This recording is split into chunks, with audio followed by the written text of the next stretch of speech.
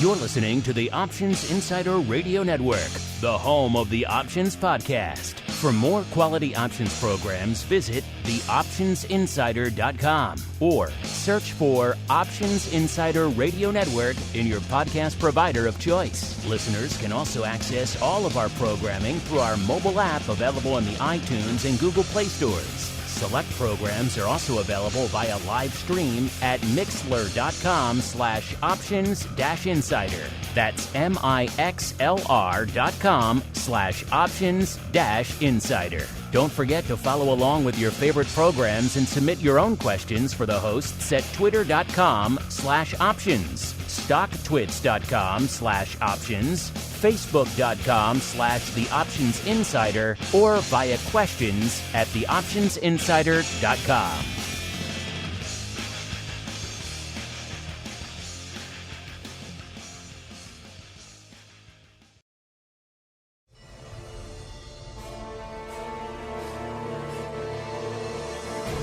You wanted it. You got it. A radio program that helps teach you options trading inside and out, basic to complex. This is Options Boot Camp. Whether you want to learn how to protect your portfolio, generate income, or even become a master of volatility, your Options Boot Camp drill instructors, Mark Longo and Dan Passarelli, will break it all down for you.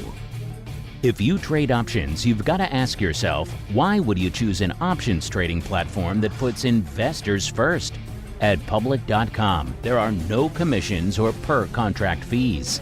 And more importantly, it's the only platform where you can earn a rebate on every single contract traded. That means you can save on your options trading costs and keep more of your capital in play.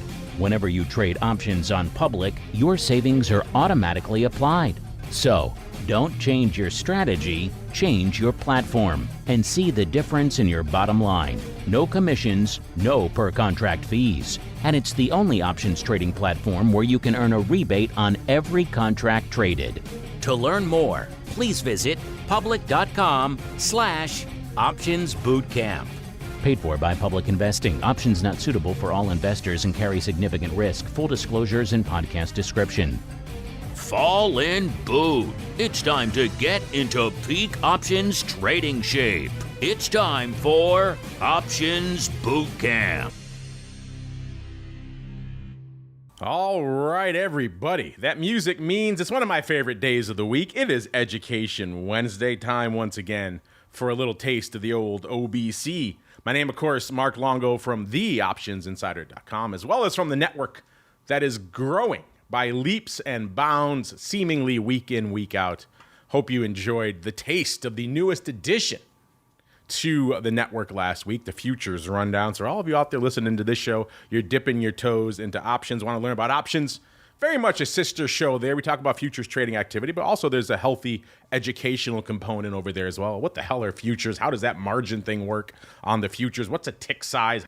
How do you analyze and determine the contract value, the notional value, all these things that are kind of lost in the murky weeds. Why is future symbology so ridiculous? All types of things we'll get to on that show. If you liked it last week, you can get a double dose of it this week, because immediately after the shows today, we're doing a double header of boot camp, so our pro friends will get a double dose already. Immediately after that double dose, you get the double dose of the Futures Rundown with the other Dan the Man Gramza, joining me on that one in a little bit. So back-to-back double Dan doses on the network today. So hopefully you're enjoying that. If you are enjoying it, feel free to leave a review on whatever platform you're getting it on. This week, we have Eric Zibick coming out of iTunes, looks like. He says, awesome, 5 stars, easily digestible, relevant, and current options information. Wow. Well, thank you very much, Eric. And joining me on the show wouldn't be the old OBC without the black-hatted one himself. What our listeners call, what they call you, Sergeant Passy? Yeah, Sergeant Passy, a.k.a. the little birdie tells me the newest star of the wide world of options. Mr. Dan Passarelli. Mr. P, welcome back to the show, sir. Oh, yeah, man. Great to be here. So you didn't have enough time on the network with OBC. You had to go worm your way into a little wide world of options with the OIC as well, sir, huh? Special invitation, my friend. Special invitation. Well, listeners, if you want more Dan in your live, stay tuned for that. That should be hitting the network next month. That is a monthly show here on the network with the folks over there at OIC. And you could hear Dan's musings on all sorts of things, indeed, covering the wide world of options as we keep on rolling into the wide world of options drills. Holy mooch! Time for our favorite pastime, option drills. We're going to take the strategies learned during the show and teach you how they can be employed to achieve a specific objective. Do you hear me? Yes, sir!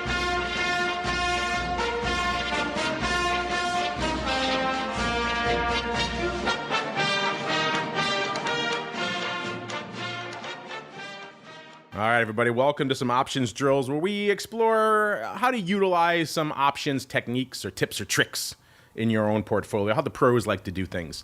And this week it was inspired by a question we received a little while ago, a few episodes back, by a regular listener, OP Surfer. And I guess he's just the options surfer, OP Surfer. And he had a bunch of suggestions and requests for topics for episodes. We touched on a few of the other ones he had in the past, but one of the first one he asked for was trading in IRAs, the best option strategies to grow wealth in bullish, neutral, and bearish markets with consistency and reliability. Well, we're all about consistency and reliability over here on the old program. We touched on trading in IRAs many times on this show, so we're not going to go deep into the IRA aspect. We just did it very recently, I think, so go into the archives if you want to see that. But spoiler alert, at the end of the day, IRAs, no naked short legs, and you should be pretty good on most of the strategies that you want to do out there. All right, Dan, let's dive into some of these. Let's go in order. He asked for the best option strategies to grow wealth in the bullish, neutral, and bearish market. Let's start with the bullish. I organized this, Dan, into a couple of different categories. I call them first the obvious ones. So the obvious trades you're going to make in the bullish market, and then maybe some less obvious trades that maybe you might still want to think about, and then a few that maybe you want to avoid in a bullish market. So let's start there, Dan. When I tell you, man, it's a raging, it's a go-go bull market, or maybe even a middling bull market, what to you are the obvious trades you want to employ? Well, I mean, the obvious ones to me are not necessarily the best ones. The obvious ones are, bull market, buy calls, which have their place and they work, especially with like mini trends, which I've been looking at a lot lately.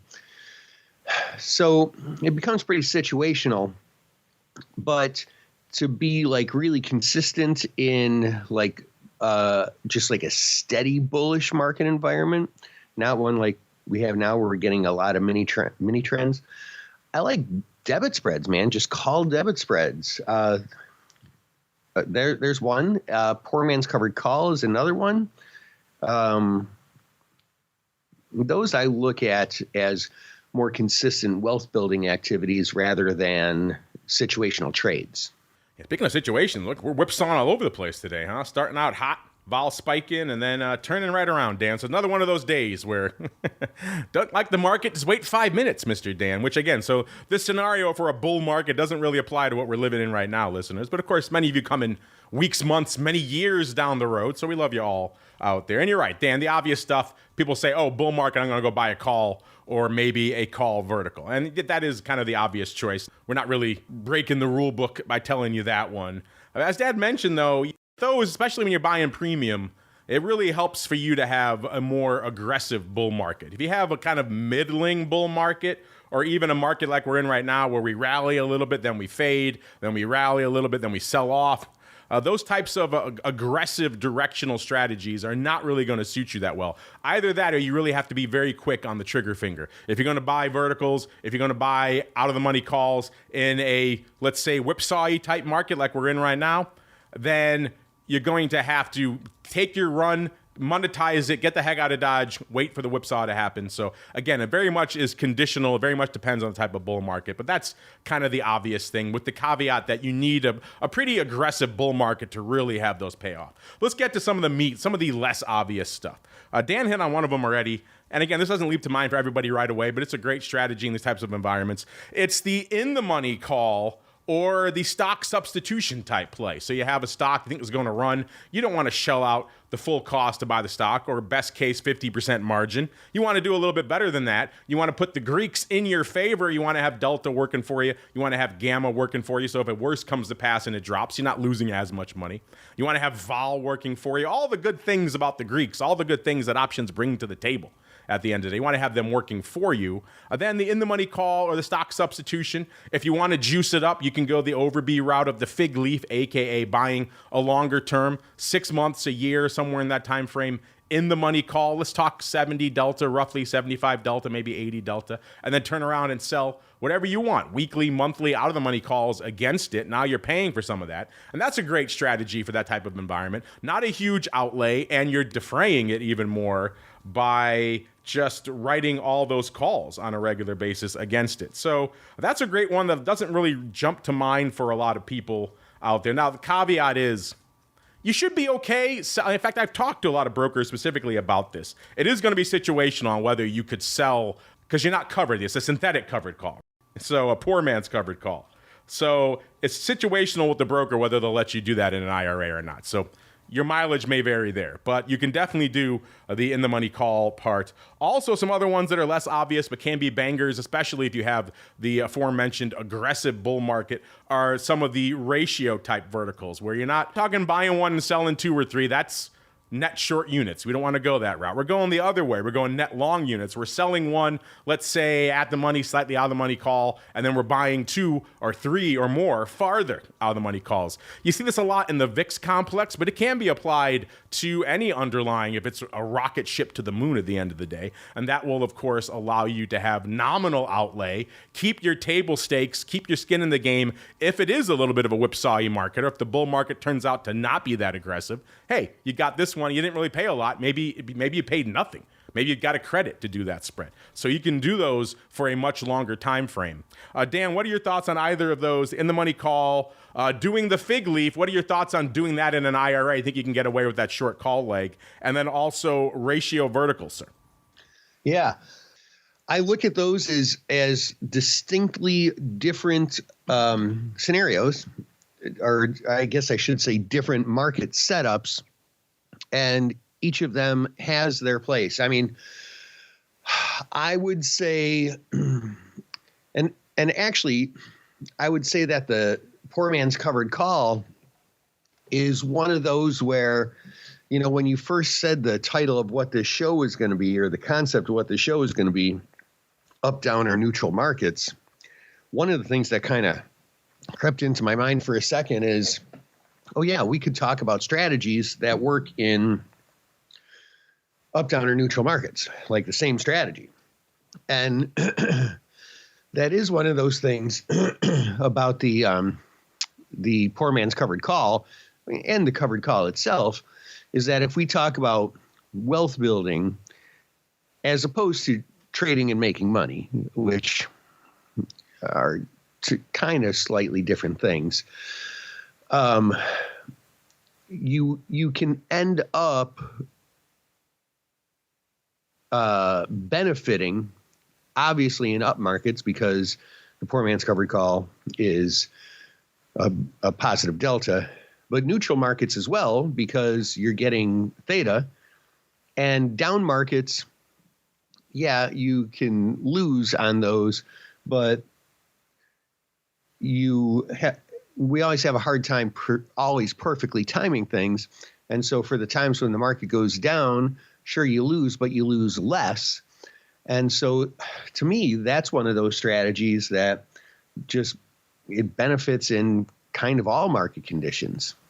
A few others here on the less obvious side. Butterflies can be popular. Again, this is very much subjective and context driven. If the market is ripping to the upside, fly probably not going to work out. It's going to be hard to hit that bullseye. If you're going to do a fly in a ripping bull market, you probably want to do the skip strike, what we talked about before, the broken wing. Give yourself a little bit of extra room to run out there so that if you miss your bullseye, and you are going to miss your bullseye, let's face it, very rarely do you hit your bullseye with the butterfly, then you still can make some money on that. These symmetrical flies are for the birds in a rip-roaring bull market.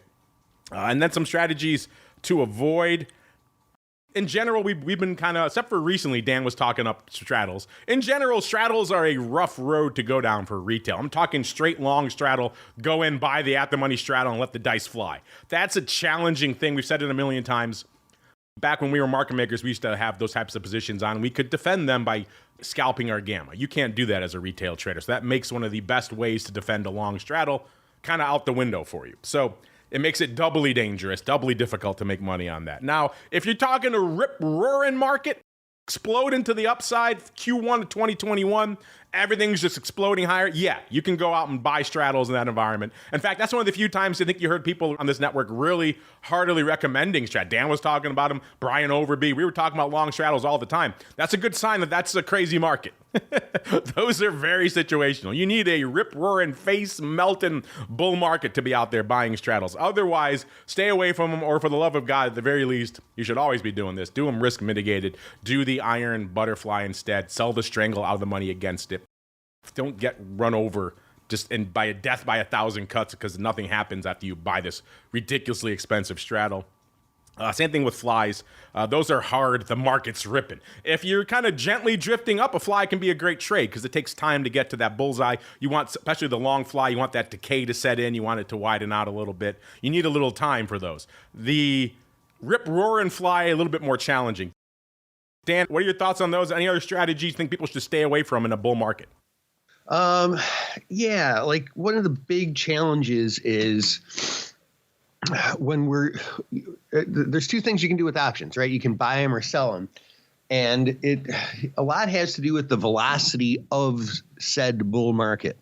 When we have those like nice, fun little grinding higher, I love just selling some option premium, taking in a little extra, everything's cool and copacetic. When you get those really, really aggressive bull markets, you really want to stay away from, flies and that kind of thing. And, it's easy to backpedal because as far as like trades go, directional butterflies can be really amazing, but I'm talking neutral butterflies here. You want to be really careful with those option selling strategies when the more volatility that the market is actually experiencing. And we tend to want to do some of those ones that we talked about earlier, in the money call, et cetera, et cetera. And basically the best way to think about it is, this is a phrase that I used to just say all the time. When you're buying options, you're buying volatility. When you're selling options, you're selling volatility. And I mean that in like a literal and figurative way. You want volatility to increase, be high when you're long options. You want volatility to decrease or be low when you sell options. All right, let's keep rolling. We sunk our teeth really into the bull markets. Maybe we'll speed up a little bit here for neutral markets. We got to get 2 episodes in today, listeners. Neutral markets, again, the obvious stuff is going to be your short premium strategies, your credit spreads like we were talking about earlier, all the premium stuff. Dan was just talking about the covered calls, the short puts, all your typical premium harvesting strategies going to be the obvious go-to in a kind of neutral drifting kind of range bound market. And again, the good news, it's an IRA, but you can still do all that stuff. A couple of caveats. You can't have any naked short legs, obviously. And so for the short put, you have to just have it be a cash secured put. Again, we talked about that a million times in the past. As long as you have the capital to sell the put, you should be fine. Less obvious stuff. It goes against the grain sometimes, but you can buy premium. in a neutral market. Again, it has to be a very particular type of market, and that goes maybe to more what I was saying of the latter, the range-bound type market. If you can identify some ranges where you're comfortable, I think it's kind of topping out here. It's going to revert, going to go back down to this level, then maybe revert again. Obviously, premium buying can work well in that environment. Maybe you're a pretty aggressive technical trader, somewhere along those lines. You can do well in those types of neutral markets. Other less obvious strategies that we talk about on other shows, a little bit more advanced maybe, but something very, very much worth considering for you folks out there, are the volatility or the VIX erosion strategies. They do well in a neutral market where the market's kind of gently drifting, not doing much. Guess what's happening? Vol is typically coming in and can be coming in fairly aggressively during those periods. So any of those types of strategies we talked about before to play on that vol erosion can work in this environment. So, for example, you could buy puts in VIX. That's a pretty straightforward one. You could buy puts in some of the vol ETPs like the UVIXs or VXXs or UVXY, all various flavor of Franken products out there, levered, all kinds of stuff. You could buy calls in SVIX. Remember, that's an inverse product. And a bit of a caveat with that one as well. Some brokers don't play nicely with SVIX in particular, inverse vol. You need to have a high level of options approval just to straight buy calls on it.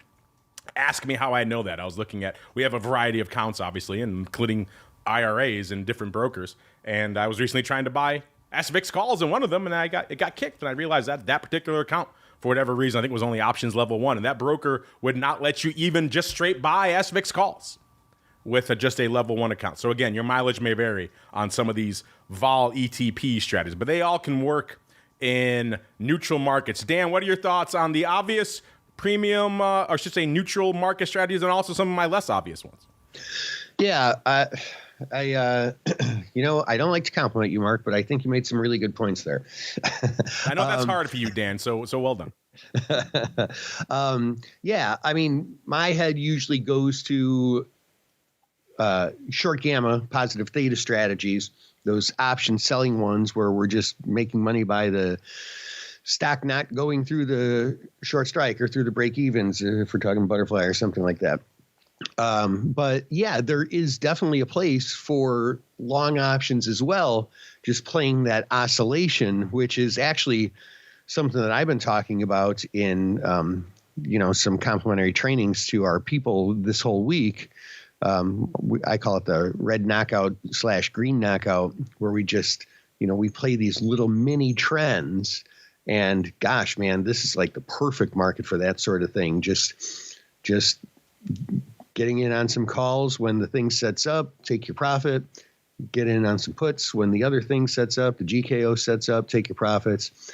It's, it is something that I think a lot of people don't think about in neutral markets, but it can work great. And just some things to avoid, don't go crazy selling the premium. I know it might be, this is the dead market. I'm going to blast away, going back to my old favorite, blast away on some at-the-money straddles. Again, don't do that. If you are going to do that, do it in a risk-mitigated fashion. Do the iron fly, buy the strangle against it, protect yourself. Don't go crazy. Again, no net short units. And guess what the short at-the-money straddle is? It's the mother of all net short units. You're short everywhere. So don't do that, listeners, at the end of the day. And also, this is IRA we're talking about. You can't do that in an IRA anyway. So don't do that. I wag my finger at you out there. All right, let's keep rolling on to the bear markets. Man, time's flying when we're having fun out there. Let's go to bear markets now. And again, this is going to be situational. Depends on the velocity of said bear market. But, the obvious stuff is going to be the opposite of what we talked about with the bull market, right? So you're going to go directionally in the other direction, long put spreads, short call verticals, anything that kind of fades in the direction to the downside. Dan, when I tell you bear market, well, what leaps to mind, sir? Well, bear markets tend to have more force than up markets, statistically, on average. And so what really comes to mind there actually is just going and buying a put, because like I said, you're buying options, you're buying volatility, and that more forceful, more volatile move that can happen to the downside, just going and buying a plain old put is the first thing that comes to mind for sure, before I go in and better try and assess the situation and sort of maximize the opportunity for myself. All right, some of the less obvious strats. selling premium, selling puts. You might say, well, it's a bear market. What am I doing? Stepping in front of that. Again, this is situational. If it's a face melting 3-4% a day, God knows when the bottom is going to be found kind of market. No, don't step in front of that. But if you're talking more of a grindy downside market, a great example, a recent example, 2022, kind of a grindy downside market. If you bought puts in that market in the major indices, S&P, you kind of got run over. You paid a lot for them. The skew was high, the vol was high, and they didn't perform that well because you ended up grinding down. Maybe you didn't even get to your strike, or you got there but took a long time to get there and your put was dead by that point. So in those environments, selling puts can actually be a great strategy. If the juice is worth the squeeze, if they're paying you a lot, a skew is high, and you're still just gently grinding down to that strike, guess what? You're going to make money selling that put. And if you get the stock put to you, if you've identified a level that you're okay buying the underlying anyway, then it's kind of a win-win. So again, don't dive in front of the 3-4% meltdown, but selling premium in those environments can be good. Other less thought of strategies, talked about them before, talked about them a lot on our Advisors Option Show. Collars and risk reversals. These are great. If you're long equity, maybe you don't want to sell it, you can always collar it, buy the out-of-the-money put, and then you're selling an out-of-the-money call against it. Now you're getting a little bit more income for that put. If you did it in underlyings like the Russell 2000 a month ago, you got paid for that collar, which is crazy. Not a very normal scenario, listeners. But a collar or risk, just a straight bearish risk reversal, buying put, selling call, that can also work pretty well in that environment. Again, for the kind of more face melty type of environments. And then going back to what we were talking about before on the vol front, going the other way, going long vol, obviously can be well. If it gets back to the scenario Dan was saying, if it's an aggressive downside bear market, guess what also is having an aggressive market? Volatility. Vol is popping. So you can go straight long VIX calls. They're going to be pricey, but in an explosive, like we saw on August 5th, upside market, VIX calls are going to work pretty well. If VIX can do one thing, it is outperform to the upside. And you want to be in there when that happens. Now, it only happens a few times, maybe a year, maybe a few times every couple of years, but you got to be in there when it happens. So that's a good time to be looking at long VIX upside. You can go VIX verticals as well. The ratio verticals we were talking about earlier, very popular, work very well in VIX. Selling 1, buying 2 farther out of the money, buying 3 farther out of the money. VIX is almost like the product that was designed for that type of trade. So if you want to be able to manage your table stakes, not pay a lot until you get that explosion, the short 1, long 2, short 1, long 3 vertical in the call side, great way to go in VIX. Dan, what are your thoughts on that? Collars and even selling premium, selling puts in a bear market, and then also going the long vol route. Yeah. As far as selling puts in bear markets, I love it. And it's funny, every time I do a video on that or some sort of post, there's always some troll saying, oh, what are you, stupid? You're selling puts in a down market? You're dumb. But that can be some of the best times to do it because you get just that juicy premium. And when I do, I hope to get a sign because it ends up being a long-term play. And then, one other one that you didn't mention, I don't think, is, and this is true for bull markets as well, but I think more about them for bear markets because they can be a little trickier because there's a little bit more force to them. Are those directional butterflies where you risk very, very little, but if it hits, you can really make a very substantial profit. And I like those because, you just get such a better risk reward ratio, and some of them aren't going to work out for sure, but the ones that do can way more than make up for the ones that don't. Man, time flies. I hope that answers your question, Hopi Surfer. We spent a full episode on it, but it was a great question. Another caveat, just again, be careful with the long puts in the bear markets. I mean, it leaps to mind. It's the obvious trade. It's the first one we mentioned. It's everyone's first thought in a bear market. But again, if you need a recent reminder, go back and look at some charts from 2022. Look at the sell-off, look how it played out, and look at some put prices early in the year and how they played out, what strikes we even got to. Buying puts was that you heard a lot of complaints from our listeners. Oh my God, I got run over buying these puts, and it was a down year. So just be very careful running out and paying any price for protection in the bear market scenario. Mr. Dan, that was a fun episode. Man, we packed a lot of living in here. We got to keep rolling with episode 2 of our doubleheader. But before we go, any final thoughts you have on any of these market scenarios we discussed?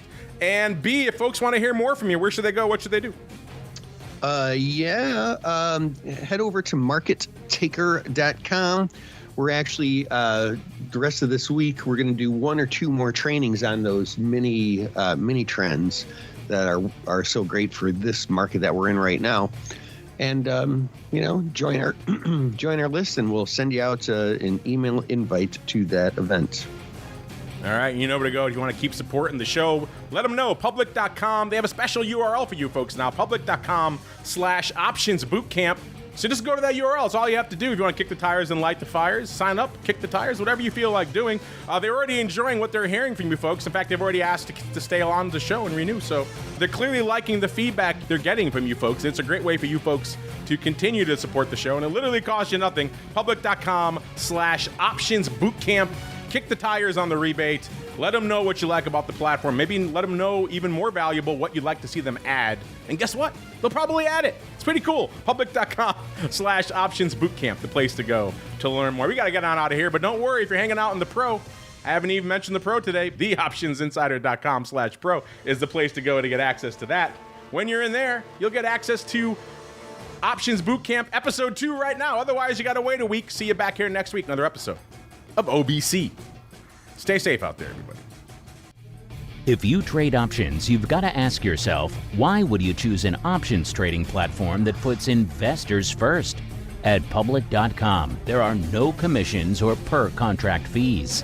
And more importantly, it's the only platform where you can earn a rebate on every single contract traded. That means you can save on your options trading costs and keep more of your capital in play. Whenever you trade options on Public, your savings are automatically applied. So, don't change your strategy, change your platform, and see the difference in your bottom line. No commissions, no per contract fees. And it's the only options trading platform where you can earn a rebate on every contract traded. To learn more, please visit public.com/optionsbootcamp. Paid for by Public Investing. Options not suitable for all investors and carry significant risk. Full disclosures in podcast description. You're listening to the Options Insider Radio Network, the home of the Options Podcast. For more quality options programs, visit theoptionsinsider.com or search for Options Insider Radio Network in your podcast provider of choice. Listeners can also access all of our programming through our mobile app available in the iTunes and Google Play stores. Select programs are also available via live stream at mixlr.com/options-insider. That's mixlr.com/options-insider. Don't forget to follow along with your favorite programs and submit your own questions for the hosts at twitter.com/options, stocktwits.com/options, facebook.com/theoptionsinsider, or via questions at theoptionsinsider.com.